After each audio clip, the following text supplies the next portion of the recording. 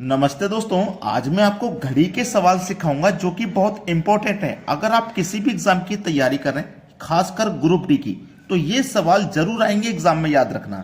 चलिए स्टार्ट करते हैं। पहला सवाल, 8 और 9 के बीच कितने बजे घड़ी की दोनों सुई 8 से बराबर दूरी पर होंगी? 8 से बराबर दूरी पे, ठीक है। एक मैं घड़ी बना लेता हूं छोटा सा आपको समझाने के लिए कॉन्सेप्ट। ये 12 है, ये 6, ये 3, ये 9, 10, 11, 1, 2, 4, 5, 7, 8। अब यहां से एक सुई 8 पे होगी, एक 9 पे होगी।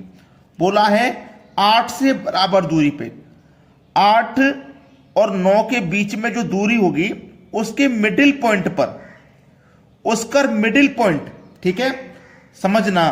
मिडिल पॉइंट यानी कि यहां से मान लीजिए 2 mm, तो ऊपर से भी 2 mm, बिल्कुल मिडिल पॉइंट कितनी दूरी का है वही बताना है, कितनी दूरी पर है।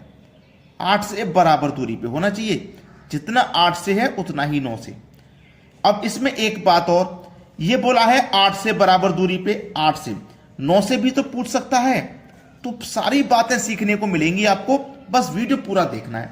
आपको सबसे पहले क्या काम करना है कि 60/13 रखना है हमेशा। हमेशा का मतलब हमेशा, ठीक है। मल्टीप्लाई कर दो, 8 से बराबर दूरी पे पूछा है ना, 8 से, ठीक है। क्लियर इतनी बात? 6 × 8 = 48 और 1 के 0, 480 हो गया। डिवाइड में कितना है? 13 है। 13 से इसमें भाग देंगे, 13 × 3 = 39, 48 में से 39 कट गया, 9 बचा, 9 में 0 लगा दो, 90, ठीक है। 48 है, 39 कट गया, 9 बचा, 9 में 0 लगा दो, 90 हो गया। अब 90 में कटाइए, 13 × 5 = 65, 13 × 6 = 78, 13 × 6 = 78, 13 × 7 = 91, 91 तो 90 से ज्यादा हो जाएगा, इसलिए 13 × 6 = 78 रखेंगे, ठीक है। अब शेष कितना बचा? 12 बचा, और बटे में कितना आ जाएगा? वही 13 जिससे भाग दे रहे थे। अब देखिएगा ये किस ऑप्शन में है, ये किस ऑप्शन में है। अब जो भी समय रहेगा 8 से बराबर दूरी पे है या 9 से बराबर दूरी पे, समझ लेना मेरी बात को। वो चाहे 8 से बराबर दूरी पे पूछे, चाहे 9 से बराबर दूरी पे पूछे, जो समय रहेगा वो पहले वाले समय से ही दिखाएगा, यानी कि 8 से दिखाएगा। पहले वाला समय लिखिए, अब जो आया है उसे रखिए। 36 सही है, 12/13, ये मिनट में आया है ना, ठीक है। इतने बराबर दूरी पे समय तो पहला वाला ही रहेगा, तो ये दिया गया है आपके डी ऑप्शन में, सवाल का सही जवाब आ गया। प्रश्न सभी को क्लियर हो गया ना? अब आपने सारी बातें सीख ली, अब आपको ज्यादा समय नहीं लगेगा प्रश्न करने में। अब देखते हैं अगला सवाल। अगला प्रश्न है, 3 और 4 के बीच कितने बजे घड़ी की दोनों सुई 3 से बराबर दूरी पर होंगी? हमेशा 60/13 लेना है, मल्टीप्लाई 3 से बराबर दूरी पे, यानी कि पहले वाले समय से बराबर दूरी पे पूछा है तो 3 से मल्टीप्लाई कर देना है। 60 का गुना करोगे 3 से तो 180 बटे में 13 रहेगा।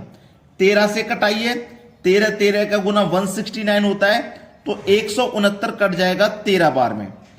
कितना बचेगा? 180 में से 169 कट गया तो 11 बचा, बटे में वही 13। अब जो भी समय रहेगा वो पहले वाले समय से दिखाएगा, यानी कि 3 बजे से। अब इसको लिख दो, 13 सही, 11/13। अब इसको चेक करिए किस ऑप्शन में है। आपको देखिएगा ये बी ऑप्शन में, बी ऑप्शन बिल्कुल सही जवाब है। जब आप सारी बातें सीख चुके हैं ना, तो फिर सवाल को करने में आपको समय नहीं लगेगा। अब देखते हैं अगला प्रश्न। अगला प्रश्न है, 8 और 9 के बीच कितने बजे घड़ी की दोनों सुई 9 से बराबर दूरी पर होंगी? अब इस प्रश्न ने आपको थोड़ा सा कंफ्यूज कर दिया, क्योंकि ये 8 से बराबर दूरी पे नहीं है, 9 से है, बाद वाले समय से है। तो परेशान मत होइए, जब हम हैं आपको ऐसा ट्रिक बताएंगे, आपको परेशान नहीं होना। हमने आपसे क्या कहा था कि 60/13 से आपको मल्टीप्लाई करना है, 60/13 लिखना है हमेशा, मल्टीप्लाई। अब देखो पहले वाला समय दिया रहता है तो हम पहले वाला समय यहां पे लिख लेते हैं। अब बाद वाला समय से पूछा है तो जो बाद वाला समय है ना, इसमें 1 जोड़ के यहां लिख लेंगे, यानी कि 10। जो भी बाद वाला समय हो उसमें 1 जोड़ के लिख दो यहां पे, ठीक है। 10 हो गया। 60 का गुना 10 से कर दीजिए, 600 हो जाएगा, बटे में 13। 13 से कटाओ, 13 चौके 52, 13 चौके 52 कटेगा।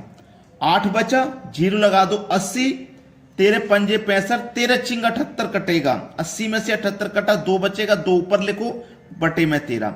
अब जो भी समय रहेगा वो तो पहले वाले से ही रहेगा, ठीक है। ऐसा मत सोचना कि बाद वाले से पूछा गया है तो बाद वाले से रहेगा, नहीं, समय हमेशा पहले वाले से ही रहेगा, ठीक है। अब देखो ये किस ऑप्शन में है, आपको दिया गया है 8 46 2 बटे 13, 8 46 2 बटे 13 बी ऑप्शन में दिया गया है। बी ऑप्शन आपके सवाल का यहां बिल्कुल सही आंसर है। चलिए अब देखेंगे अगला प्रश्न। अगला प्रश्न, 1 और 2 के बीच कितने बजे घड़ी की दोनों सुई 2 से बराबर दूरी पर होंगी। हमेशा लिख लीजिए 60 बटे 13 इंटू 2 से पूछा है, बाद वाले समय से पूछा है। जब बाद वाले समय से पूछेगा तो बाद वाले समय में 1 जोड़ के मल्टीप्लाई कर दो, ठीक है। 60 का गुना 3 से जब आप करोगे तो 180 मिलेगा, बटे में 13 है, ठीक है।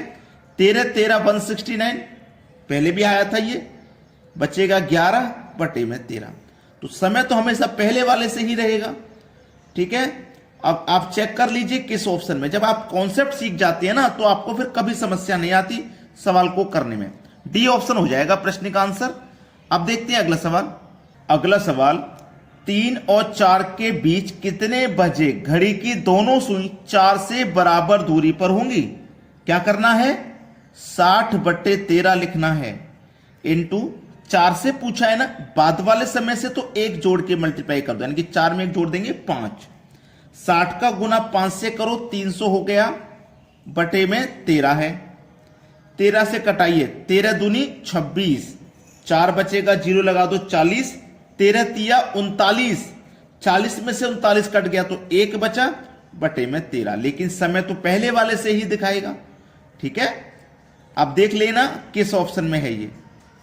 3 23 1 बटे 13, 3 23 1 बटे 13 डी ऑप्शन में दिया गया है सवाल का सही आंसर। चलिए अब देखते हैं अगला प्रश्न। अगला प्रश्न है, घड़ी की मिनट की सुई कितने मिनट में घंटे की सुई को 2 बार मिलाती है। बड़ा ही अच्छा सवाल है, ये ऑप्शन दिए गए हैं, ठीक है। घड़ी की मिनट की जो सुई है कितने मिनट में घंटे की सुई को 2 बार मिलाती है, 2 बार।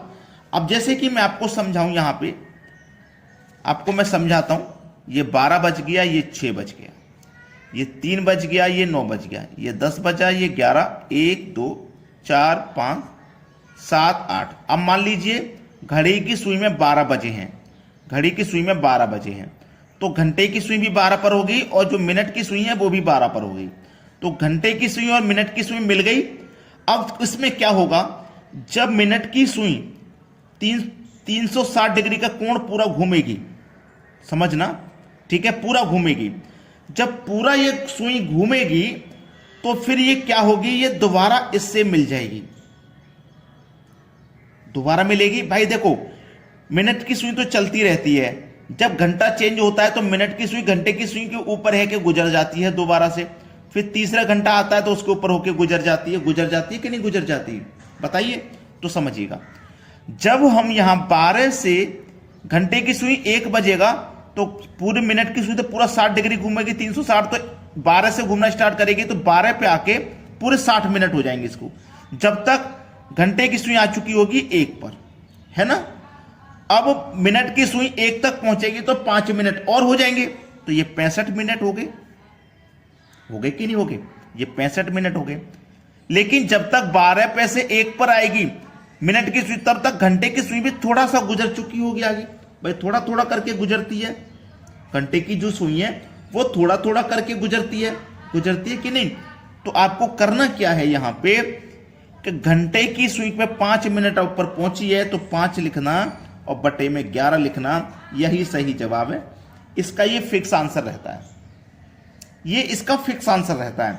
घड़ी की मिनट की सुई कितने मिनट में घंटे की सुई को 2 बार मिलाती है, ये फिक्स टाइम है। 65 सही 5 बटे 11 मिनट के बाद वो फिर से मिलाएगी, फिर इतने ही समय के बाद वो फिर से मिलाएगी, ये फिक्स टाइम है। तो सभी बच्चे वीडियो को लाइक करें और शेयर करें, ठीक है दोस्तों, धन्यवाद।